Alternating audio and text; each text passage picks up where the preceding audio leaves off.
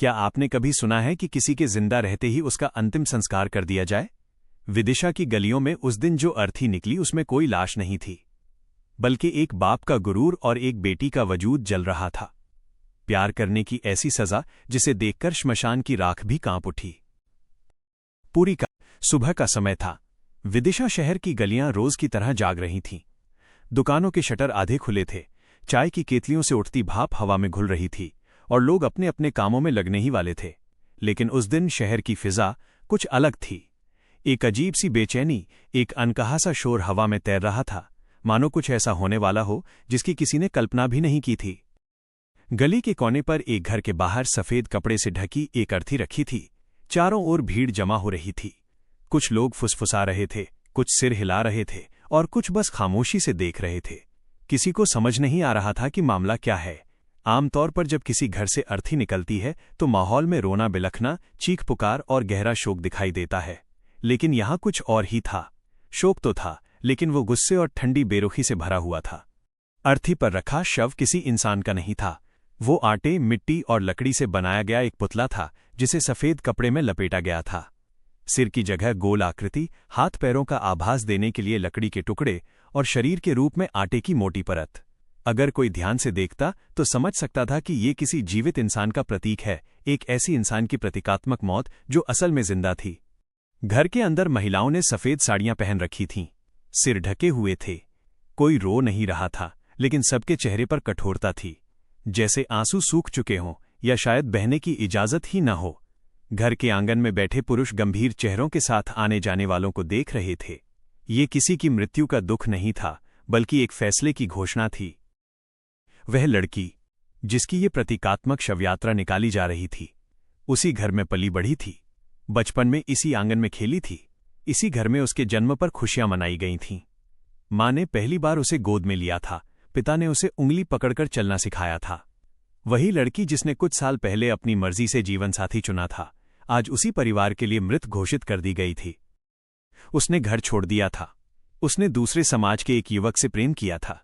यही उसका सबसे बड़ा अपराध था। परिवार को जब उसके जाने और शादी की खबर मिली तो घर में जैसे भूचाल आ गया। पिता की आंखों में अपमान था, मां के चेहरे पर सदमा और भाइयों के भीतर उबलता हुआ गुस्सा। रिश्तेदारों ने फोन किए, पड़ोसियों ने सवाल पूछे, समाज के लोगों ने ताने मारे। हर बात एक ही ओर इशारा कर रही थी, इज्जत चली गई। घर के बुजुर्गों की बैठक हुई, लंबी चर्चा चली। कोई कह रहा था, समझा बुझाकर वापस ले आओ। कोई बोला, समाज क्या कहेगा। और कोई ये भी कह रहा था, अगर आज इसे माफ कर दिया तो कल और बेटियां यही करेंगी।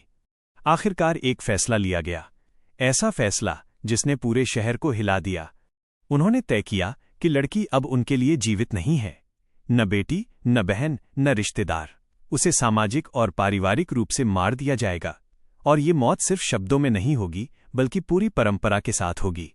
आटे का पुतला बनाने का विचार किसी ने दिया। कहा गया कि पंच तत्वों के अनुसार प्रतीकात्मक शरीर तैयार किया जाए। मिट्टी लाई गई, लकड़ी जुटाई गई, आटा गूंथा गया। हर चीज में एक अजीब सा गुस्सा और ठंडापन मिला हुआ था। पुतला तैयार हुआ, उसे सफेद कपड़े में लपेटा गया जैसे किसी असली शव को कफन दिया जाता है।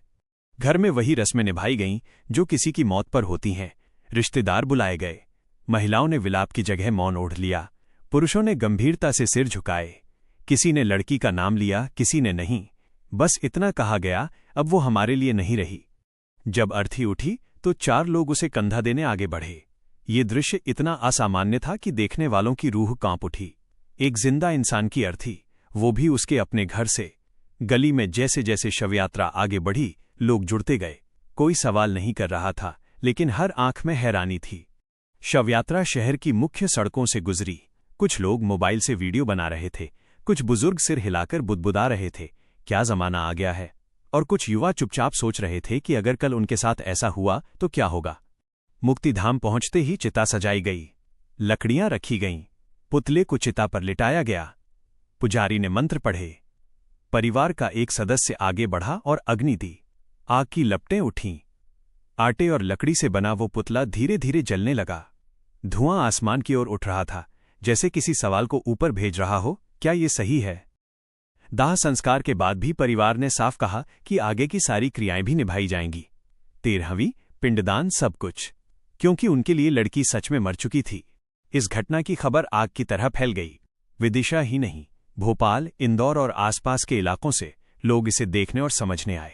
कुछ इसे परंपरा का पालन कह रहे थे, कुछ इसे अमानवीय बता रहे थे। सोशल मीडिया पर बहस छिड़ गई। कोई परिवार का समर्थन कर रहा था तो कोई लड़की के पक्ष में खड़ा था। सबसे चौंकाने वाला बयान लड़की के भाई का था। उसने कहा, हमने ये सब सोच समझकर किया है। ये संदेश है हमारी दूसरी बहनों के लिए, ताकि वे समझें कि परिवार और माता पिता को छोड़कर जाना कितना बड़ा गुनाह है। उसकी आवाज में दर्द भी था। अगर इस कहानी ने आपके दिल को छुआ है और आपको सोचने पर मजबूर किया है तो हमारे चैनल सोनू अग्रवाल सफर का हिस्सा जरूर बने। यहां हम सिर्फ कहानियां नहीं सुनाते, बल्कि समाज की उन कड़वी सच्चाइयों और दबी हुई आवाजों को सामने लाते हैं जिन्हें अक्सर अनसुना कर दिया जाता है। इस सफर में आपका साथ ही हमारी असली ताकत है। आपका एक सब्सक्राइब हमें और भी सच्ची और जरूरी कहानियां आप तक पहुंचाने का हौसला देता है। वीडियो को लाइक करें, अपने विचार कमेंट्स में साझा करें और इसे उन लोगों तक पहुंचाएं जिन्हें ये हकीकत देखनी चाहिए। सोनू अग्रवाल सफर के साथ जुड़े रहिए, क्योंकि ये सफर सिर्फ मेरा नहीं, हम सबका है।